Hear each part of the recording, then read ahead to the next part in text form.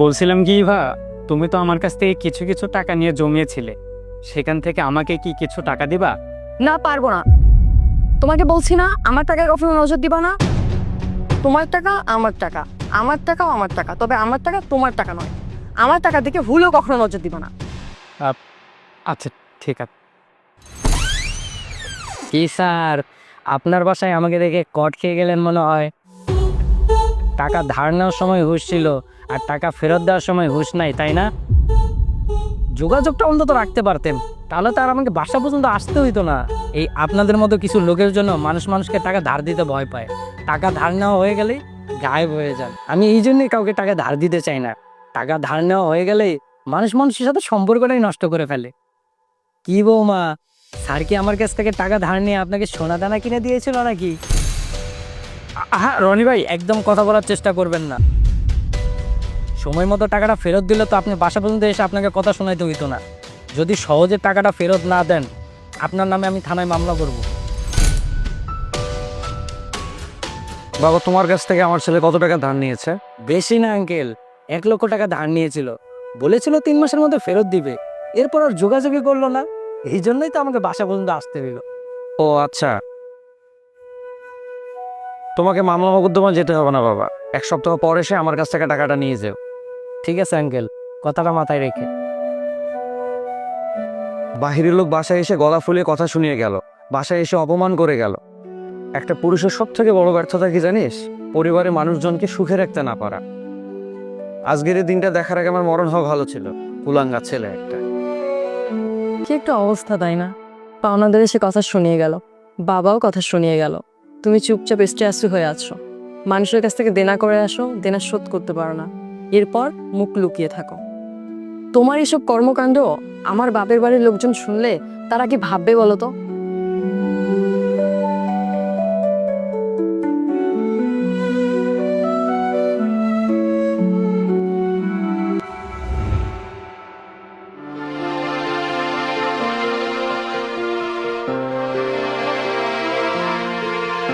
ভাই, যদি কিছু মনে না করেন তাহলে আপনাকে একটা কথা জিজ্ঞেস করি।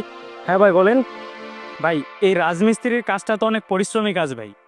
আপনি কি পরিশ্রম অনুযায়ী পারিশ্রমিক পান? পরিশ্রম অনুযায়ী পারিশ্রমিক না পাইলেও সন্তুষ্ট থাকতে হয় ভাই। কারণ বাসায় বৃদ্ধ মা বাবা আছে, ছোট একটা বোনও আছে। তার মেয়েরা সত্যি অনেক ভালো। তাকে একটা ভালো স্কুলে লেখাপড়া করতে দিয়েছি।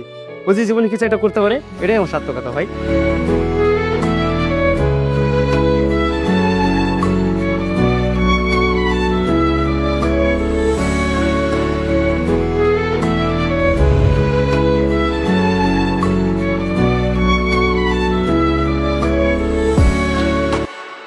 চাচা, সারাদিন রিক্সা চালায় কত টাকা ইনকাম হয়? কত আবার 400-500 হবে।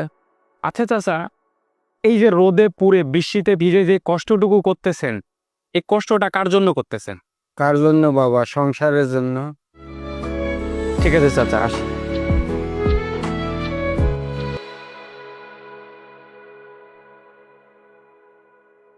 থাক রিপন ভাই, মন খারাপ করিয়েন না।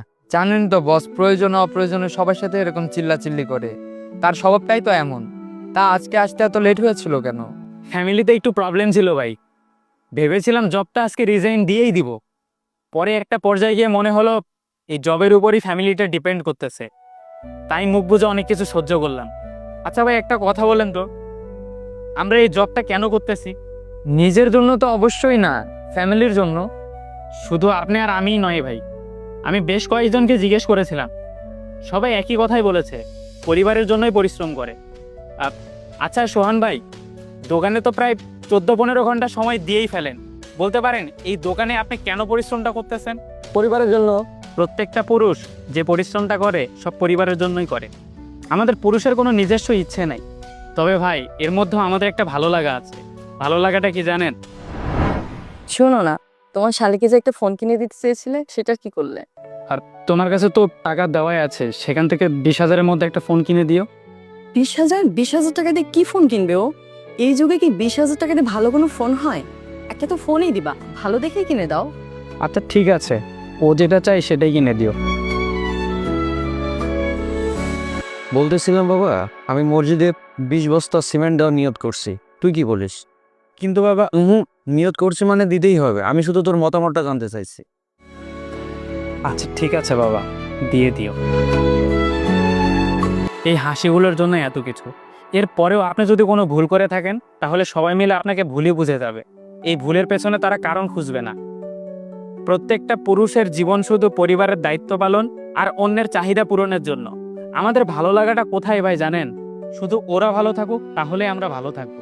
আচ্ছা রিপন ভাই, আমাদের কি কোনো ইচ্ছা থাকতে নেই? জীবনের প্রতিটা মুহূর্ত শুধু আমরাই করে যাচ্ছি।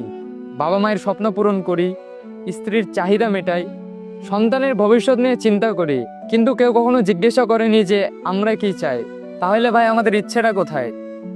জানি না ভাই আমাদের ইচ্ছাটা কোথায়, তবে আপনার পরিবারে আপনাকে ভুল বোঝার মতো একটা গুরুত্বপূর্ণ বিষয় বোঝাই। ধরেন আপনি বিপদে পড়ে আমার কাছে কিছু টাকা ধার নিয়েছেন, অবশ্যই খারাপ কোনো উদ্দেশ্যে টাকাটা নেবেন না, পরিবারেরই কোনো না কোনো কাজে লাগাবেন। এখন যদি আপনার পরিবার কোনোভাবে বুঝতে পারে আপনি ঋণ নিয়েছেন, তার মানে আপনি তাদের চোখে ভুল প্রমাণিত হলে তারা কখনো এই জিনিসটা উপলব্ধি করতে পারবে না আপনি তাদের জন্য ঋণগ্রস্ত হয়েছেন।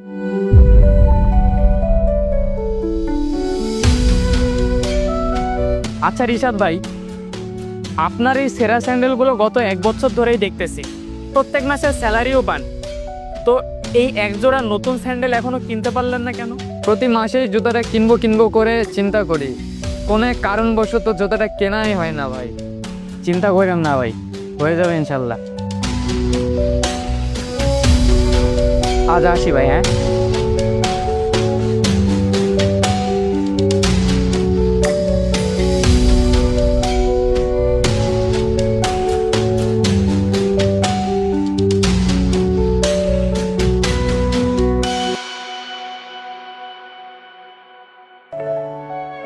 ধর, আজকেই জুতা কিনবো।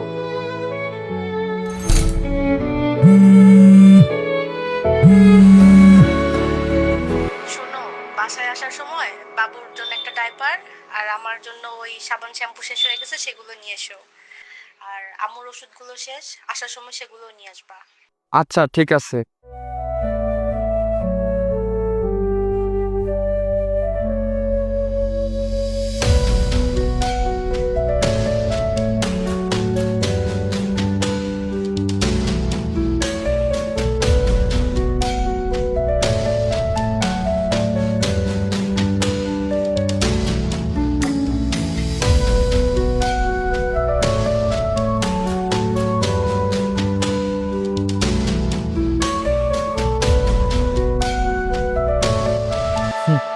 পরিবারের মুখে হাসি ফোটানোর দায়িত্ব আমার, কিন্তু আমার নিজের হাসিটা কেমন সেটা দেখার কেউ নেই।